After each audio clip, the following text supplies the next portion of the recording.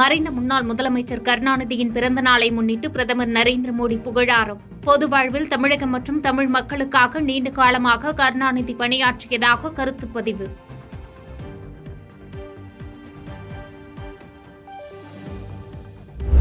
டெல்லியில் பிரதமர் மோடி தலைமையில் நாளை மாலை வெற்றி பேரணிக்கு பாஜகவினர் ஏற்பாடு என தகவல்.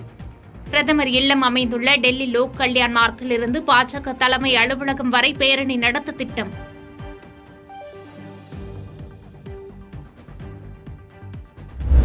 தேர்தலுக்கு பிந்தைய கருத்து கணிப்பு குறித்து முகவர்கள் கவலை கொள்ளக்கூடாது. மக்களவைத் தேர்தலில் இந்தியா கூட்டணி வெல்வது உறுதி என தமிழக காங்கிரஸ் தலைவர் செல்வ பெருந்தகை தகவல்.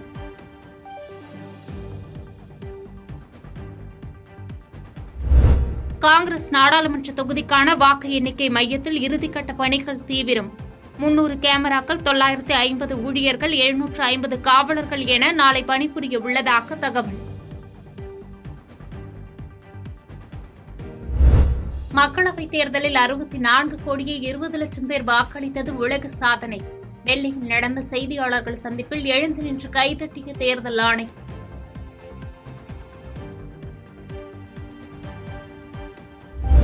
தேர்தல் ஆணையம் காணாமல் போவதில்லை. எதிர்க்கட்சிகளின் விமர்சனத்திற்கு தலைமை தேர்தல் ஆணையர் பதில். பாஜகவுக்கு ஆதரவாக கருத்து கணிப்புகளை பொய்யாக்கும் வகையில் தேர்தல் முடிவுகள் இருக்கும். காங்கிரஸ் மூத்த தலைவர் சோனியா காந்தி நம்பிக்கை.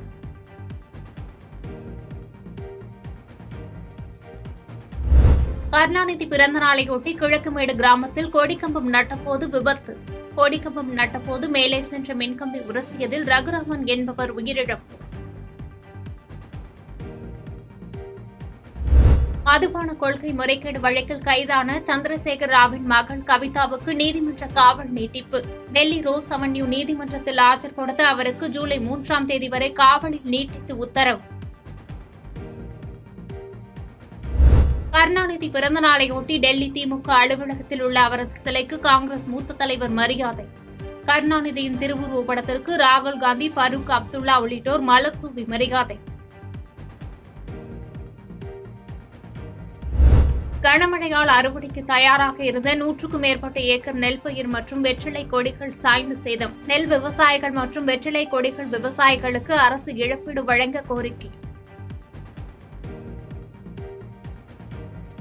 பாதகம் செய்பவரை கண்டால் நாம் பயங்கொள்ளலாகாது பாப்பா. மோதி மிதித்து விடு பாப்பா, அவர் முகத்தில் உமிழ்ந்து விடு பாப்பா. அண்மை செய்திகளை உடனுக்குடன் தெரிந்து கொள்ள இணைந்திருங்கள் இயம்நாடு தொலைக்காட்சியுடன்.